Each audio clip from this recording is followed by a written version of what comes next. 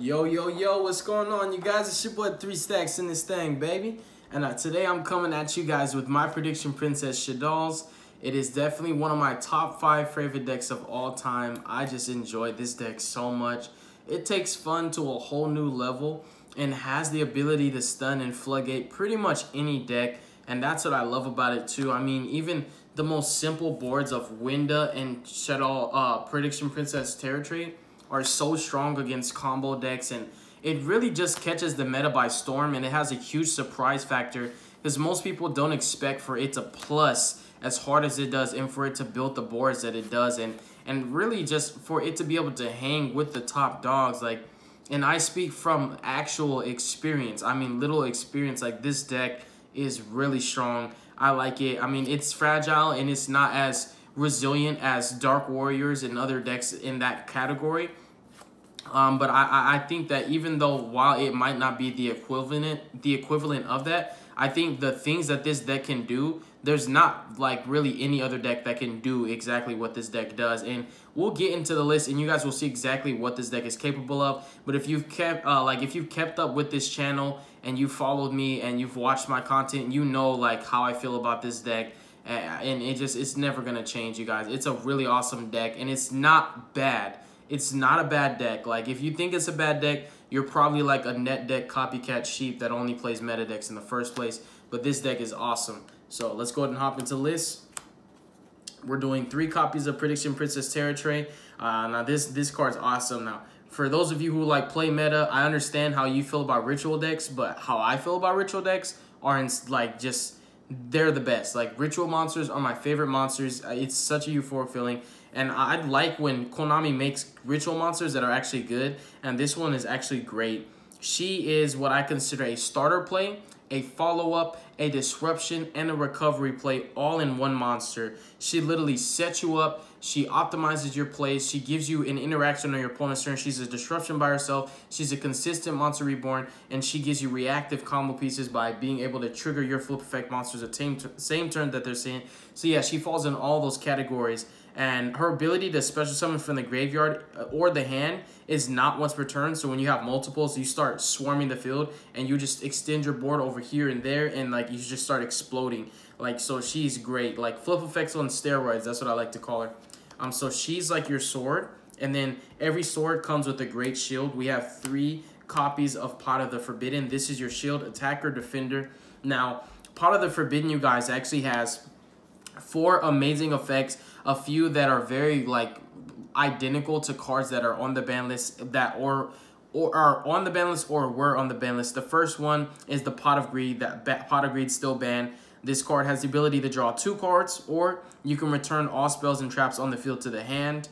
You can destroy all monsters your opponent controls, or you can look at your opponent's hand. Look at their hand. Information is amazing. Shuffle 1 card from their hand into the deck. So there's only one effect. Of those 4, there's only one that's once per turn. And as you can clearly tell, it's probably the most broken one because it gives you so much information going first. And it's the last one. The ability that lets you look at your opponent's whole hand and shuffle 1 card from their hand to the deck. That alone gives this deck competitive viability against decks, because just that ability alone, being able to get information and snipe the best card out of your opponent's play. Now, what if you're playing a Dark Warrior player and you just took away their connector? And now they just have like a handful of extenders but not the full combo. Or what if you're playing a Sky Striker player and you took their one and only engage? What if you're playing Altergeist and you just took their Mulseek and the rest of their cards are traps? And now you know exactly what's coming next. The only thing that you can't anticipate is the top deck. But guess what? You can trigger his effect to look at your opponent's hand on your turn. And then on your opponent's turn, you can trigger his effect again to get another card. So you can rip 2 cards out their hand. So like, you can literally just win duels just off of that effect. But you win duels period off of this card. Like, I normally use the draw 2 effect a lot. Like, I plus so heavy off of this. Like, this deck's resource game is so unreal. Like, it's just crazy. Like, dude, like, you wouldn't even believe it. Like, I've plussed so much just off of Morphine Jar. Like, literally just off of Morphine Jar. I mean, it's insane, dude. Like, this deck's resource game is out of this world. Like, you go Morphine Jar, get all these resources, pitch some Shadolls, get a plus. Then you have 7 in hand, and then you trigger him, draw 2. Then you have 9 in hand. And it's just, you go bananas. like bananas with this deck. The draw 2 is the one I use the most, but on your using him as a defender on your opponent's turn, you can trigger him off of Terror Trade, because if you didn't know, during either player's turn, she can flip a monster face up or face down. So you can flip him and you can Raigeki your opponent's field. Now, I know Prank Kids have a fusion monster that can like Raigeki your opponent's field, but like we can do this way simpler just by flip summoning a flip monster and destroying all monsters your opponent controls. And that stops the heavy combo decks. If you're playing a back row deck and you go first, they set all their back rows and pass. During the end phase, you use Terror Trade, flip him, bounce all their back rows back to their hand, and you kill them next turn. So if you think that this deck sucks, and if you think this deck is a joke, like, dude, I'll play you for money, and I'll show you just how wrong you really are. So we have those. Those are like your boss monsters of the deck. And next up, finally, dude, finally we have Rescue Cats. I'm so happy that we finally have Rescue Cats. I am, like, enthused, because this was the one card that I was missing from my previous list that I uploaded, because I had like a month or two, I think it's been like 2 months, like in some change, that I started playing Guard Dog and Whirlwind Weasel, because I finally found somebody that had them. These cards are not new at all, and they were so hard to find. And when I finally found them, I put them in my list. Like, I had been looking for them for over a year. Like, I had literally, like, every time I go to, like, a place where, like, people are playing or people are trading, or even when I go to regionals, like, dude, I go to vendors and ask them, hey, do you have Whirlwind Weasels and Guard Dogs? And, like, nobody had them, and I finally got them. But, yeah, now I'm finally playing Rescue Cat. If you guys have followed the channel, you know that, like, I think 2 months ago or something, I did my Prediction Princess Shaddoll list with no Rescue Cats, and I explained to you guys in the profile that that's something that I'm missing, and it makes a huge difference, because this is a one-card combo. This is a one-card Behemoth Phoenix, and Behemoth Phoenix is no joke. It's like your Assault of the deck. It's like your Double Helix. It's your Electromite. Like, it's the Link monster that makes this deck pop, and she is a one-card that gets you access to that turn 1. Why is that important, 3 stacks? Because to make that Link monster, you have to use 2 flip effect monsters, and let's just be realistic and say, how often can you consistently get 2 flip effect monsters onto your field, like, explosively, while you're still doing all your other plays? And the answer is, like, very rarely. But with a card like Rescue Cat, you can easily go into your Behemoth Phoenix a lot more frequently and more consistently as well. So the card is absurd. And next up, the targets that you're tutoring from your deck are Guard Dog and Whirlwind Weasel.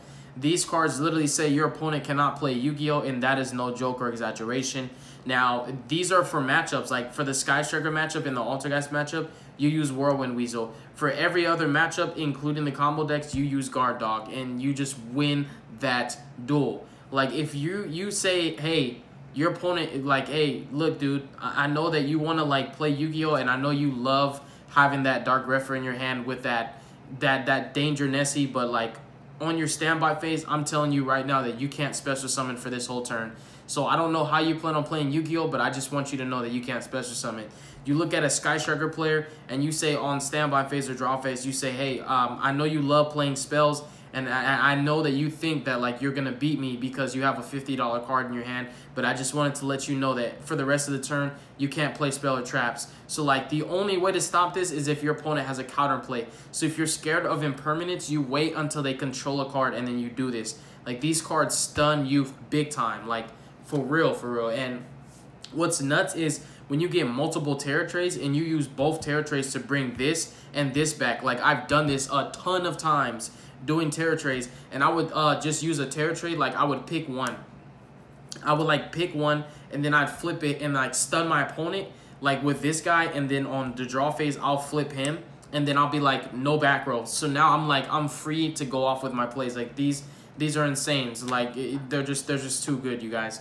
And then one copy of Morphine Jar, like, this card is godly. Like, it doesn't matter how many cards you discard, you're going to draw 5. And that is just insane, insane. Like, especially for your opponent who's going second and they open 6 cards, you can make them go -1 instantly, because if you read the card, both players discard as many cards as possible, and then each player draws 5. So when they're drawing 5 and they had 6 in their hand, they're going -1. So at bare minimum, that is the worst interaction that you'll get out of this card, is to make your opponent neg.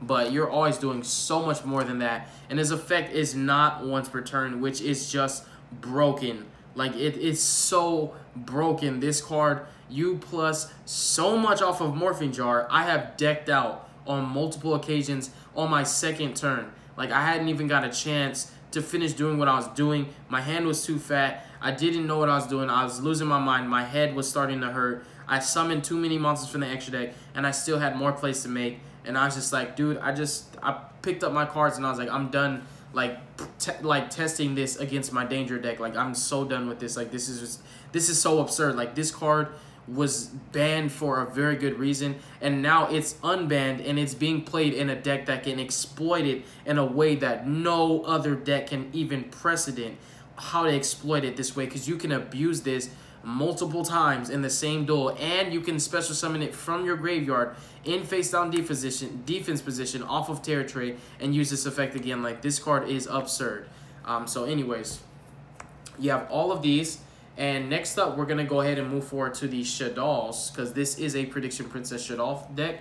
We have 3 copies of Squamata, and we have 3 copies of Hedgehog. I decided to maximize on each of these because these are your engine cards. These are your enablers. These get you access to everything Shaddoll related, everything that you need. Even when you need a fusion, you can use Squamata to send core and use core to get a fusion back, and you get an extra play. So these cards are great. If you don't know what they do, you probably haven't been around like for that time, but they're flip effect monsters. They have 2 effects, and 1 triggers if they're sent to the grave. The other triggers if they're flip summoned. You can only use 1 per turn. Hedgehog literally searches monsters, spells, or traps. He gets to send Shaddoll cards from deck to grave or pop a monster on the field. And then we have 2 copies of Shaddoll Beast. No matter which effect you resolve, you're drawing cards. So that's really, really awesome, especially the ability to draw 2. And then we have 2 copies of Shaddoll Falco, the monster reborn for the archetype, which is really awesome. And he has cool interactions with territory, because you can go in face territory, bring him back, and then use him to bring another card back, and you just have a strong recovery with that.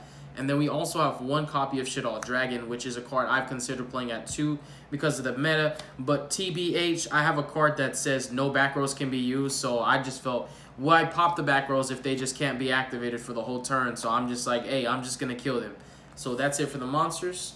I believe that's 11 Shaddolls, and that number for me was pretty, it was like, it was pretty, like, balanced, because I didn't want to have too many Shaddolls, but at the same time, I wanted to have enough, and I felt like 11 was a pretty balanced number for me personally. Now for the spells, we have 3 copies of Las Vegas. Yes, we're playing this because this searches out our combo pieces for Territory, and it's also the monster reborn for her. And then we have 3 copies of Pre-Preparation of Rites, my favorite spell in the game of Yu-Gi-Oh! This is my favorite spell, you guys. It's broken. It's like, it's a game-winning card. And then we have 3 copies of Extra Foolish Burial. What I like that this card has flexibility. You can send your Herald of Arclight, or you can also send any of your Shaddoll Fusion cards, which is really cool because you can send like Winda and then add a Shaddoll Fusion or an El Shaddoll Fusion from your grave to your hand, which is like really dope for me personally. I think that it's awesome that it's more versatile than just the basic effect, like what's reads in the line. Like, it does more than just what you would think it would do. And then we have 3 copies of Allure of Darkness.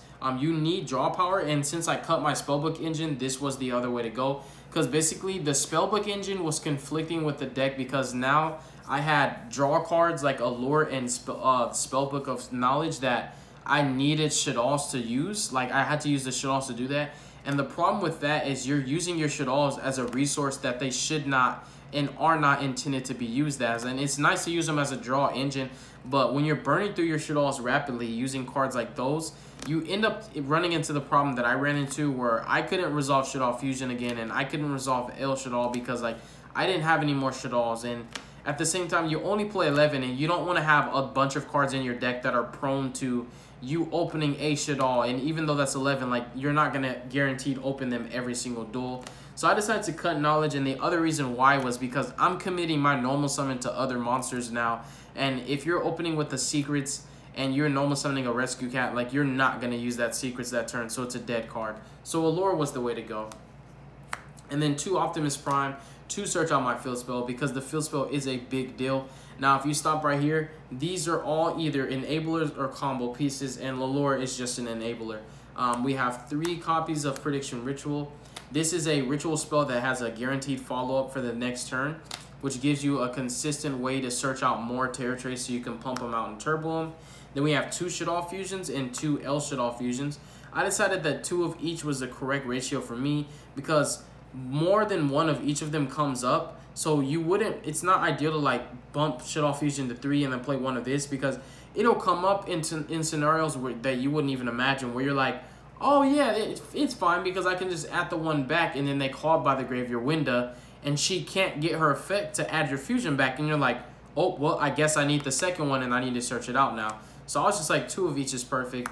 And then 1 Shaddoll Core. This card lets you grind for so long. This is like my favorite Shaddoll spell.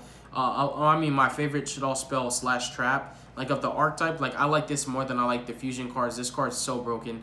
It's really good. Like it's a good, really, really loopy resource. And you also can make other extra deck plays with it, like Synchro plays, if you want to make Star Eater, and then XYZ plays because it comes out as a level 9.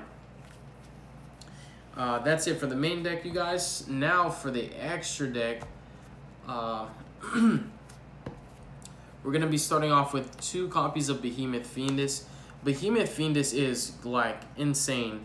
This card gets you so much advantage, and recursion, it's just so broken, you guys. Like this card is like, when it came out, people were like, oh, Subterrors are still not meta, and they're like, why did Subterrors get the bad link and Spirals got double helix and they got the good link? And I was like, what are these guys talking about? This link is amazing. This is exactly what Subterrors and flip effect decks needed. You know what the problem was? It wasn't a deck, it wasn't like able to be splashed in every single deck, and it wasn't in the best deck, and that's why people didn't like it, because like for a lot of players in the Yu-Gi-Oh community, like they're like, if it's not meta, it's not worth it. And I think that just because it's not meta doesn't mean it's not a good card. It's a great card. Then we have 1 copy of Construct. Construct is so recurable, and you just continue to use it to open zones for you in your main zone. Like you always keeping this under Behemoth Fiendus, or you can just literally just put it somewhere else after you resolve its effect to bring it back from the grave. You just put it like in an even number column, like 2 or 4, so that it opens up the 5 and the 3, or the 1 and the 3 column, so that you can pump out more fusions and turbo out your board and set up really optimal plays. And it is a fusion. Like it has the ability to fusion summon 2, so like you don't always have to play the Shaddoll fusion spells. That's why another reason why I felt like 2 and 2 is good. Then we have 1 Underclock Taker. Now there is one thing that should be in my extra deck, and that is Boral Sword, because it's so easy to make that card in this deck. And one of these Herald of Arclights is basically the Boral Sword. If I was to proxy, I would proxy one of the Herald of Arclights for Boral Sword. That is one card like that I need in this extra deck, because this deck, like, it sets up such crazy turn 1 boards and stuns your opponent and literally tells your opponent like they can't play Yu-Gi-Oh. So like you want the duel to end fast, so you just want to make a Boral Sword and kill them, because all those multiple fusions that you're getting out and all those XYZ and link plays that you're making, you could have just done 1 play, Boral Sword, and been done with it. Next up for fusions, we play 3 copies of Shaddoll Winda. Winda is a floodgate that a lot of people hate, and it's for good reason. Like, she was winning games back in Duelist Alliance Saga, like Duelist Alliance format. Like, she was like winning games. Like she was like maxing, like she was like, dude, maxing out, like Burning Abyss, like she was maxing them out. Like they couldn't even play under Winda. And a lot of decks can't play under Winda. Like, don't tell me that a Dark Warrior deck can hand loop you for 6 and make a Rongo Miniad with 1 special summon. That's lies. That's absolute lies. And the same thing for Thunder Dragons. You mean to tell me that they can special summon 2 Colossus and a Titan, while Winda says they can only special summon once? Like, the only decks that can even play under her are like Altergeist and Sky Strikers, because they don't need to spam the field like that early into the game. But when you have Winda plus Weasel, that's a different story, and that's why Winda Weasel is actually like my favorite lock, because Weasel is better paired with Winda than like Guard Dog, because like Guard Dog says like your opponent can't special summon at all. But the beauty with Winda is she says you can only special summon once. So that way now you can have a really, really secure lock with Terra Tray and the Weasel and the Winda, and you use Terra Tray to flip the Weasel and say they can't use spells and traps for that turn, and Winda says you only get 1 special summon. So long story short, you really just can't play Yu-Gi-Oh! Even if you're playing Sky Strikers and Altergeist, because now you can't use your back rows and you get 1 special summon. Now, arguably, if they open a Mullaseek, that's a different story. If Sky Strikers arguably open a Widow Anchor, that's a different story. But they have to open one of those 3 because they can't search it, and Sky Strikers cannot use Engage to get to it. So it's really hard to break that lock, and that's why I literally, like, that is one of the reasons why I'd say that this deck can really hang with the top dogs, and that this deck has actual potential to be like viable. Like it's not a meta contender right now, and we understand, and it's because it's not as durable as the best decks, and it's more fragile than most decks because this deck can't play through hand traps like other decks can. But when it goes off, it's like you can't deny the end results and the facts of like the boards that you make, and denying any player the right to like use spells and traps and special summon. Like every deck needs to do that these days, and the fact that this deck can deny you from doing that is what makes it good. We have one Shiki Naga and one Grista, so you can have more reactive ways to basically stun your opponent and kind of get better interactions too, because Wind is a floodgate, but these give you interactions because you can like negate and then pitch a dragon and then pop a card, like pop a multi-roll, for example. And then we have one Elder Entity Natiz. It's here for your extra Foolish Burial, so that you have like more flexibility. Like you can send these or this, like pop a card, these to add a fusion, or you send the Heralds, and these just let you add ritual spells or ritual monsters. One of these is a Boral Sword, so like you're supposed to only play 2 of this because the third never comes up, but like I really need the Boral Sword, you guys, like seriously, like big time. Then we have one Dawn Dragster and one True King of all Chlamydia. These are your stun options. Normally it's really easy to make the Dawn Dragster. In order to make Chlamydia, you have to be able to like be willing to say, okay, I'll give up my Terra trade just to make the Chlamydia. And for me personally, the longevity that I get out of the Terra trade like exceeds the results that you get on Chlamydia. But when you have the broken boards where you can go Chlamydia and then basically tell them like, hey, like no monster effects and no special summoning, and like on the standby, like stop their back rows, like that's nuts. Like that's just so broken. So like this card really helps, and it's super high ceiling, and you have to play it because your deck can make it easily. The problem is like I hate sacrificing my Terra trade because you get more longevity out of her than you do out of this card that will only have 2 materials. But yep, that's my profile, you guys. That is basically my build for Prediction Princess Shaddolls. This is Prediction Princess Shaddoll variation number 57, if I am not mistaken. This would be the 57th or the 58th build that I've done on this deck in particular. I'm really dedicated and faithful to this deck, and I'm always trying to find ways to make it better. Like, if you're looking for Prediction Princess Shaddoll content, come to this channel because I consistently update this deck, and I'm like the only YouTuber that consistently updates this deck and actually plays it and loves it like wholeheartedly. But yeah, I appreciate you guys. Y'all have a beautiful day, all right? Stay positive. Don't do drugs. Don't hurt your brain cells. And you will definitely be hearing from me soon. Peace.